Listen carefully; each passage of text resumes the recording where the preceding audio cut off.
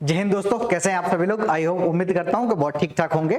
और आपके मन में एक बहुत ज्यादा जो डाउट उत्पन्न हो रहा है, बहुत ज्यादा एक ऐसा प्रश्न चिन्ह उत्पन्न हो रहा है।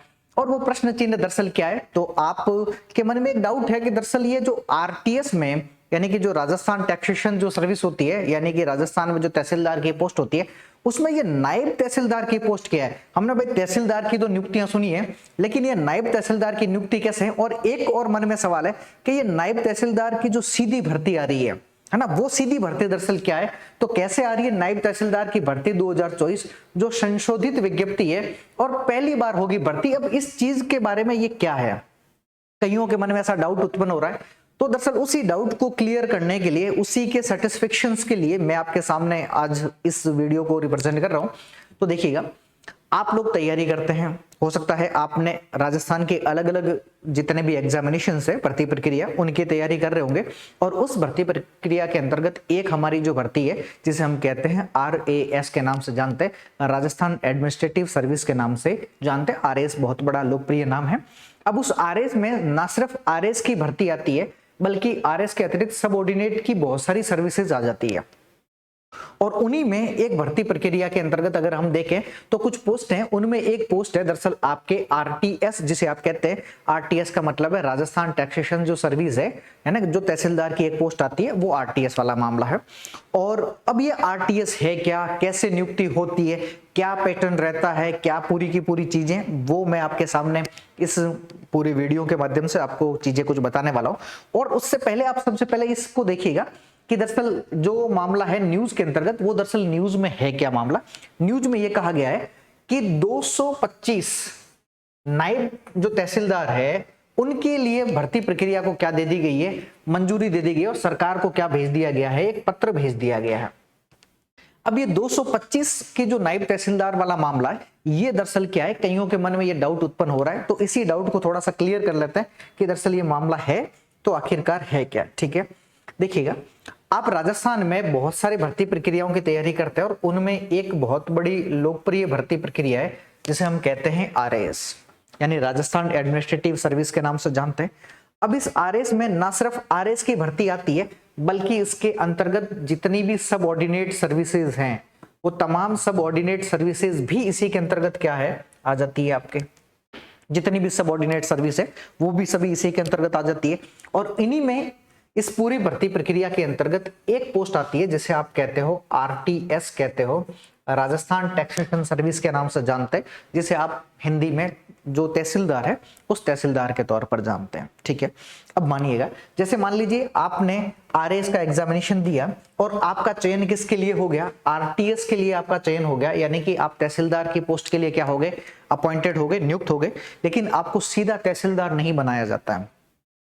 जैसे मानिएगा, अगर जैसे आप IAS की तैयारी कर रहे हैं और अगर आपका IAS में सिलेक्शन हो जाता है, तो क्या आपको जाते ही IAS की पोस्ट दे देते हैं क्या? नहीं, आपको सबसे पहले वो SDM बनाते हैं। और SDM इसलिए बनाते हैं ताकि आप जिस जिम्मेदारी वाले पोस्ट पे जा रहे हो उसके बारे में आपको तमाम जानकारी हो, क्योंकि आप किसी व्यक्ति विशेष के ना, बल्कि एक पूरे सामाजिक वर्ग के अच्छे और बुरे का फैसला करने के लिए आप उस सीट पर बैठ रहे हो। तो उससे पहले आपको उस सीट की अहमियत और उसके तमाम जितने भी फैक्टर्स है उनके बारे में पता होना क्या है, जरूरी भी है। और इसीलिए जो भी RTS सिलेक्टेड होता है, जितने भी जो RTS कैडर है अपने, इस RTS कैडर में जितने भी लोग जाएंगे, उनको सीधा RTS ना बना करके उनको सबसे पहले क्या बनाया जाता है, उनको सबसे पहले बनाया जाता है आपके नायब तहसीलदार। क्या बनाया जाता है?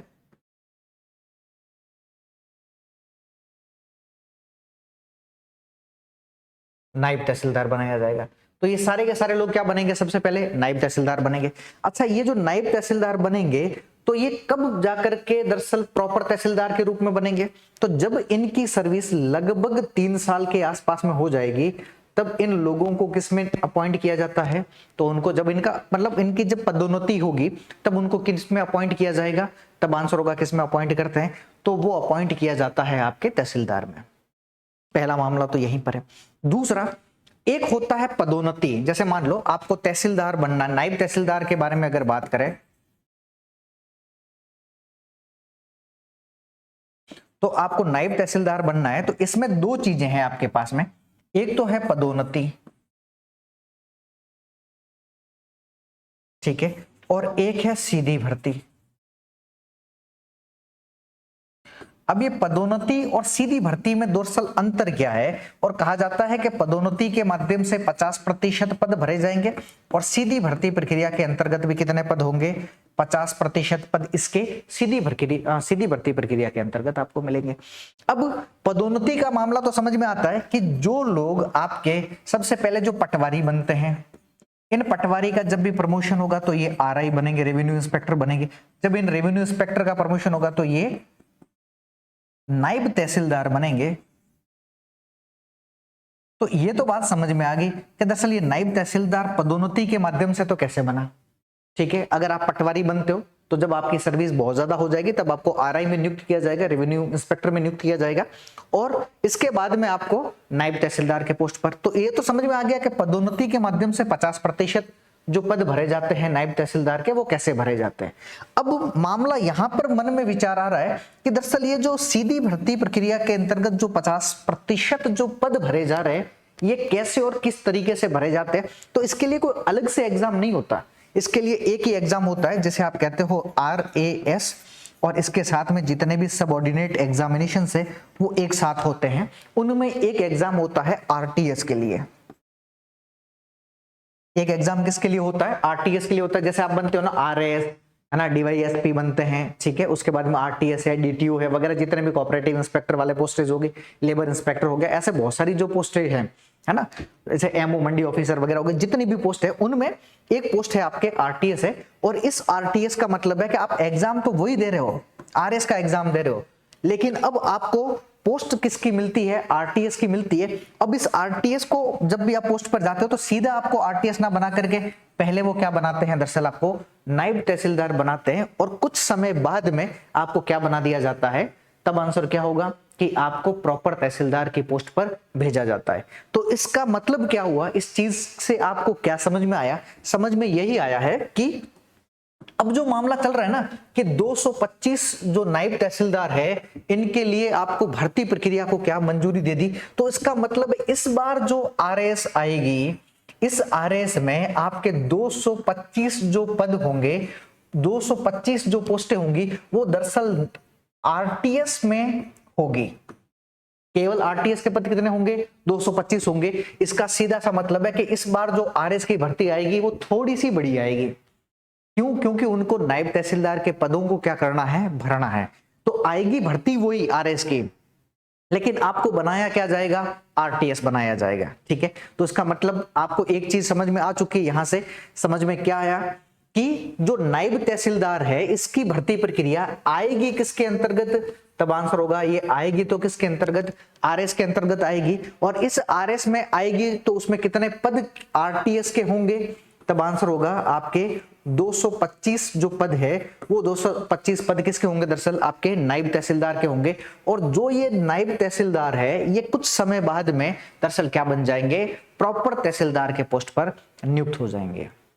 तो एक चीज समझ में आ गई आपको कि दरअसल ये नायब तहसीलदार और तहसीलदार का जो खेल है वो कैसे है।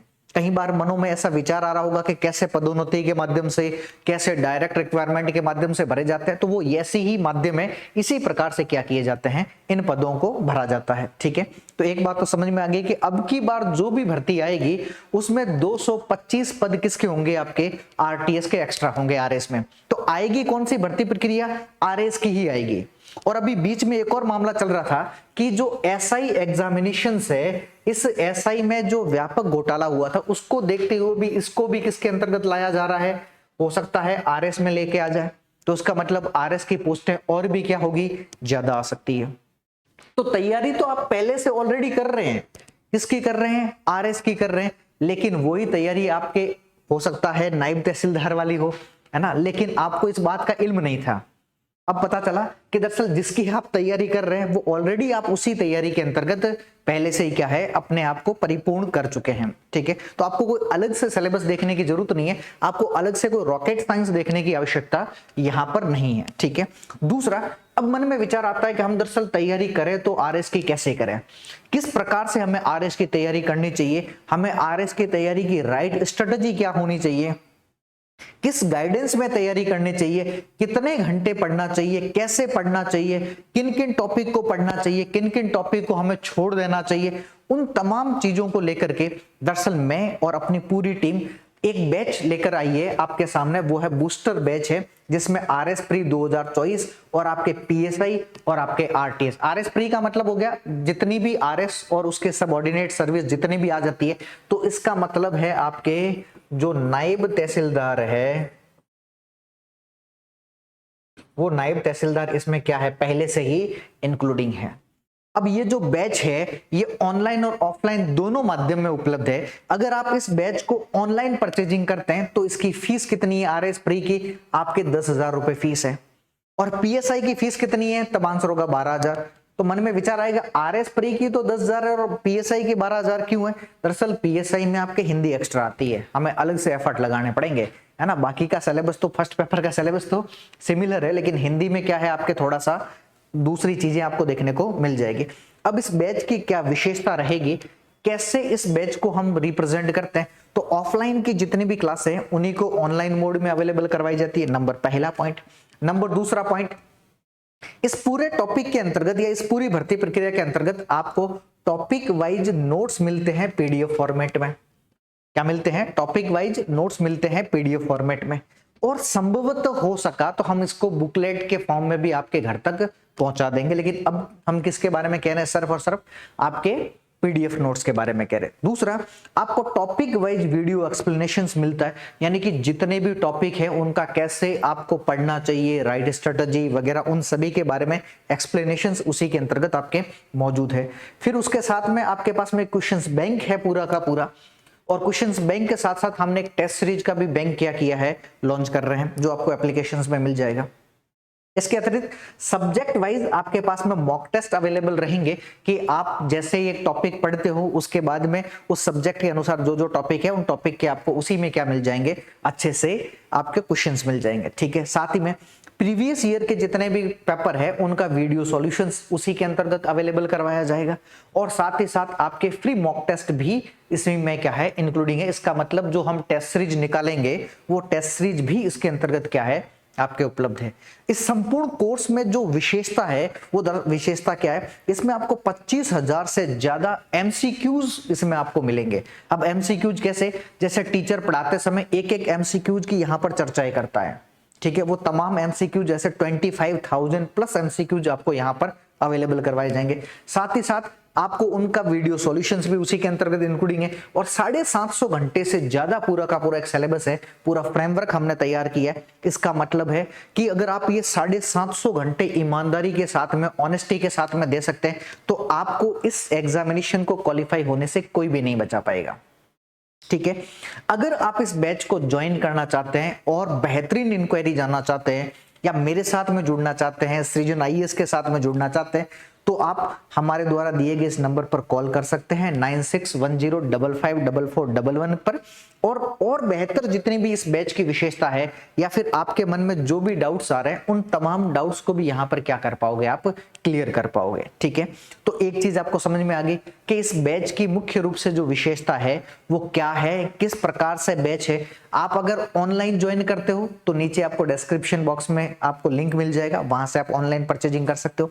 साथ ही साथ अगर आप ऑनलाइन ना आकर के आप चाहते हैं कि हम तो ऑफलाइन आए और फिर तैयारी करें, तो ऑफलाइन के लिए भी हमारा जो एड्रेस है वो आपका रिद्धि सिद्धि सर्किल जयपुर है। आप आइए, ऑफलाइन और ऑनलाइन दोनों माध्यम में इसके लिए आप क्या है, अवेलेबल है। मैं फिर कह देता हूं, आरएस की इस बार बम्पर भर्तियां आएगी, क्योंकि 225 पोस्ट तो केवल और केवल आपके आरटीएस की है, ठीक है। तो बहुत बम्पर भर्ती आने वाली है, और इसी बम्पर भर्ती को अगर आप धैर्यता पूर्वक और बहुत ज्यादा केयरफुली अगर डील करते हो, तो सीधा सा मतलब यह है कि आपका सिलेक्शन इसी भर्ती प्रक्रिया के अंतर्गत हो जाएगा।